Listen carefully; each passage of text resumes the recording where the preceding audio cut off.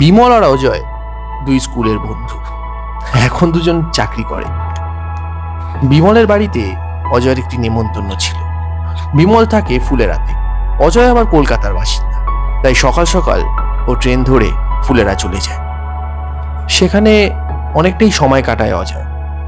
বিমলের বাড়িটা স্টেশনের থেকে বেশ দূরে। অজয় লক্ষ্য করেনি যে প্রায় সময় 10:30 বেজে গেছে। টাইমের হিসাব না থাকাতে অজয় পড়ে সমস্যায়। অজয় তাড়াতাড়ি বিমলকে বলে, ভাই, আমি তো লক্ষ্যই করিনি যে প্রায় 10:30 বেজে গেছে। আমি বেরোই, বুঝেছিস? আমায় লাস্ট ট্রেনটা ধরতেই হবে। সেই শুনে বিমল বলে ওঠে, আরে অজয়, আজকে যাওয়ার কি দরকার বলতো? এত রাত হয়ে গেছে, আজকে রাতটা না আমার বাড়িতেই কাটিয়ে যা। কালকে ভোর ভোর বেরিয়ে যাস। আর এত রাত হয়ে গেছে, কোথায় ছিনতাই ফিনতাইয়ের ব্যাপার আছে। এই লাইনটাও তো ভালো না অতটা, গ্রামের দিকে বুঝিস তো। হ্যাঁ রে, কথাটা তুই ঠিকই বলেছিস, কিন্তু কি বলতো, কিছু অফিসের কাজও রয়ে গেছে এবং কালকে আবার একটা মিটিংও রয়েছে। ল্যাপটপটাও আনা হয়নি। না, যেতে হবে রে, কিছু করার নাই। আরেকদিন আসবো তোর বাড়িতে। আর আমার খেয়ালই ছিল না যে এত সময় হয়ে গেছে। সত্যি তোর বাড়িতে আসলে সত্যি আর টাইম জ্ঞানটা থাকে না। ঠিক আছে, আবার আমি আসবো একদিন, আর শনিবার দেখে আসবো, রোববারটা পুরো থাকবো তোর বাড়ি। সেই শুনে বিমল বলে উঠলো, ঠিক আছে, যাচ্ছিস যা, কিন্তু বাড়ি পৌঁছাটা কল করে দিস। আর যদি তুই ট্রেন মিস করিস, লাস্ট ট্রেনটা, আমার বাড়ি কিন্তু অবশ্যই চলে আসবি, আমি জেগে থাকবো। এই শুনে অজয় বলে উঠলো, এই অলক্ষণী কথা বলিস না যে মিস করব। না, যাই, আর লেট করবো না। ঠিক আছে, যদি বাই চান্স মিস করি তাহলে তো তোর বাড়িতেই আসবো। আসছি রে। অজয় বেরিয়ে যায়। রাস্তাঘাটে কোনো রিক্সা নেই, ওর হাতেও খুব কম সময়। 11:10 লাস্ট ট্রেন। ও হাঁটতে থাকে। হাঁটতে হাঁটতে প্রায় যখন স্টেশনের কাছে পৌঁছে গেছে, তখন ঘড়িতে দেখে প্রায় 11টা বাজে। তারপর ওর মনে হয় এবার হাঁটলে চলবে না, এবার দৌড়াতে হবে।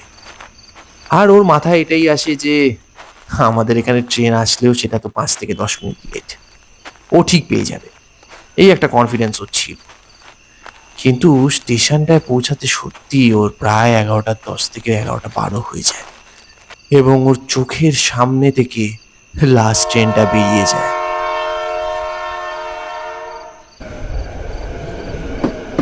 অজয়ের প্রায় নিজের মাথা চাবড়াতে ইচ্ছে করলো।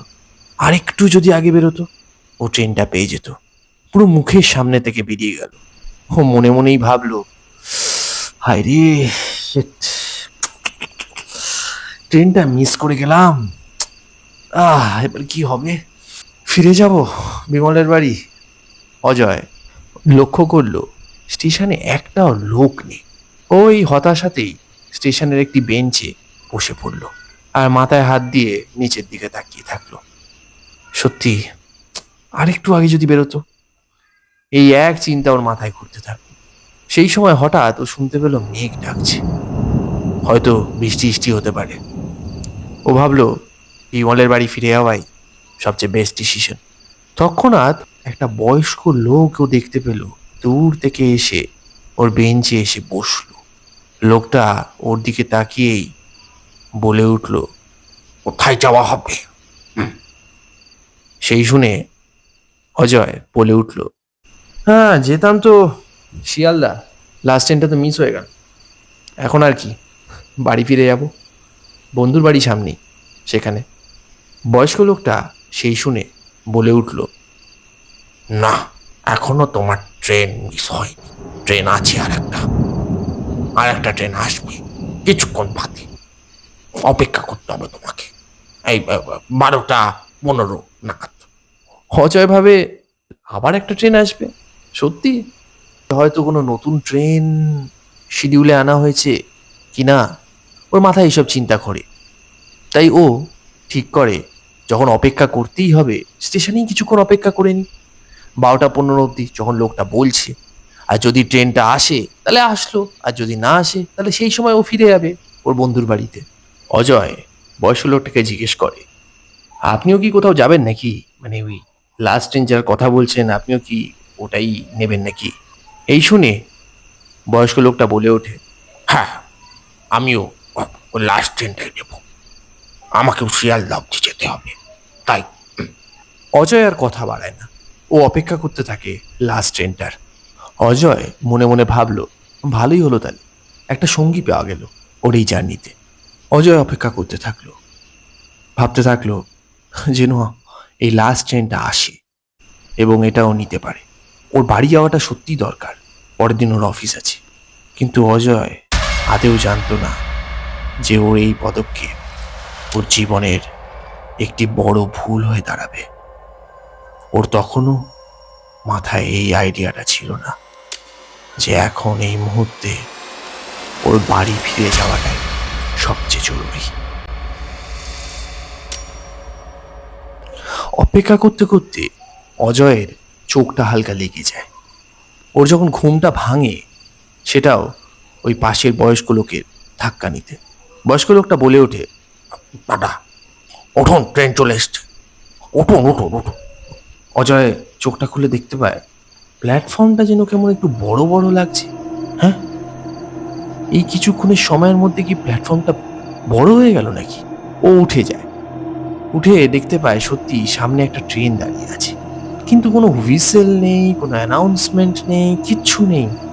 ও হয়তো মনে করে যে লাস্ট ট্রেন অলরেডি 12:15, হ্যাঁ 12:16 বাজে, এই সময় আর কোনো অ্যানাউন্সমেন্ট বা কিছু হয়তো হয় না। বয়স্ক লোকটা উঠে গেল ট্রেনটায়। ও ভাবলো ওরও উঠে যাওয়া উচিত।